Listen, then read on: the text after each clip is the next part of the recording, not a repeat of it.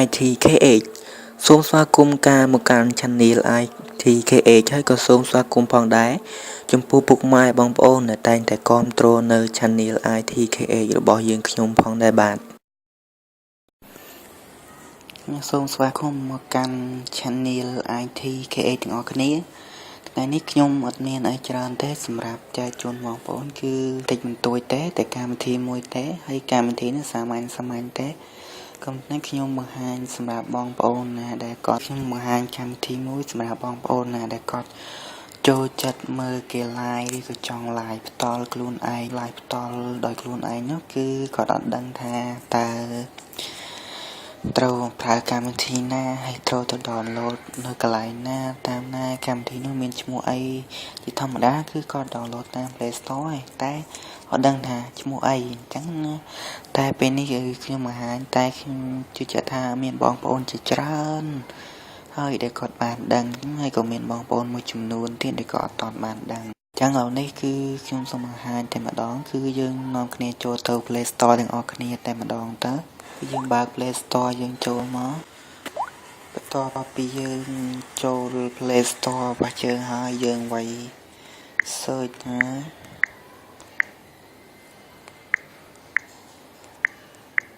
Bigo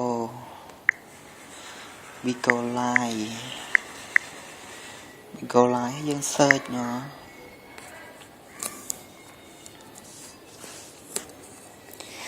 នេះឯងគឺពាក្យលើគេនេះលើគេមានរូបតុក្កតាពណ៌សខ្មៅសង្ខាហ្នឹង Bigo Live ហ្នឹងយើងចុចលើហ្នឹងមក Bigo Live Broadcasting Bigo Technology ហ្នឹងគឺយើងតម្លើងវាមក install ឡើងមកតែសម្រាប់ខ្ញុំ install ហើយវានៅឲ្យតែខ្ញុំ update តែលោកខ្ញុំអត់ update ទេខ្ញុំទៅបង្ហាញបងប្អូនទាំងអស់គ្នាតែម្ដងគឺយើងចូលបន្ទាប់ពីយើងបានដំឡើងហើយយើងចូលទៅរួមមើលកម្មវិធី Bigo Live របស់យើងនេះកម្មវិធី Bigo Live បន្ទាប់មកយើងបើកវាឡើងមក Bigo Live នេះត្រូវសម្រាប់បងប្អូនណាដែលគាត់មានស្នាដៃឬក៏គាត់មានអីដែលថាចង់ live ជូនបងប្អូនយើងខ្មែរយើងឬក៏ជាតិសាសន៍ផ្សេងមើលហ្នឹងគឺដូចជាគាត់បកកែលេងហ្គីតាគាត់ច្រៀងគាត់អីអញ្ចឹងទៅបកកែនិយាយខ្ប្លែងបកកែថាជាច្រើនទៀតឲ្យតែចំណេញបងប្អូនឬក៏បងប្អូន live ពេលដើរលេងពេលអីក៏បាននិយាយរួមថាស្រេចទៅចិត្តបន្ទាប់ពីយើងបើក Bigo Live នឹងចូលម្ដងវានឹងចេញមកបែបនេះបន្ទាប់មកយើងយកពាក្យនេះឲ្យសញ្ញា Facebook នេះមកព្រោះយើងប្រើប្រាស់វាជាមួយ Facebook របស់យើងអញ្ចឹងយើង join វាជាមួយ Facebook មកចុចលើរូប Facebook ហ្នឹងមកខាងឆ្វេងគេបង្អស់ហ្នឹងយើងចុចលើវាបាច់អញ្ចឹងមកវានឹង load ឲ្យយើងបន្ទាប់មកវានឹង log in ទៅកាន់ Facebook យើងភ្ជាប់ជាមួយនឹង Facebook យើងនេះតែប៉ុណ្ណឹងទៅគឺយើងអាចមើលគេ live បានទៅគឺយើងអាចមើលគេ live បានឃើញទេយើងចង់មើលមួយណា live ក៏បានណាជាភាសាច្រើនតែស្រីស្អាតតែម្ដង live កែ live ដល់យើងសាកមើលគេតិចមក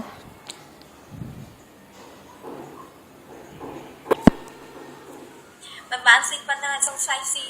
ទៅអូខេនេះបានន័យថាគេកំពុងតែ live គេវាយឆ្លោះទៀតគេកំពុងតែនិយាយបន្តតែម្ដងយើងមើលគេនិយាយបន្តធ្វើកម្មវិធីបន្តចុះស្ដីយើងធ្វើហើយបើសិនជាយើងចង់ live ដែរនេះគឺយើងត្រូវចុចលេខណាមិនយើងបាន live នេះយើងចុចអារូបសញ្ញាកាមេរ៉ានៅកណ្ដាលហ្នឹងមកនេះចុចលើអាហ្នឹងមក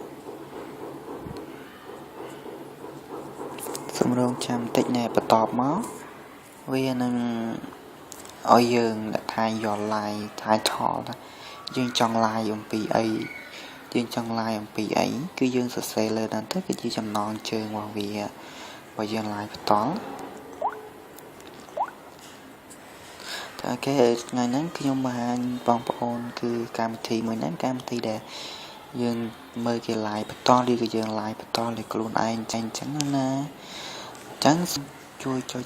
Subscribe Channel ITKH របស់ខ្ញុំទាំងអស់គ្នាដើម្បីទទួលបានវីដេអូថ្មីទៀត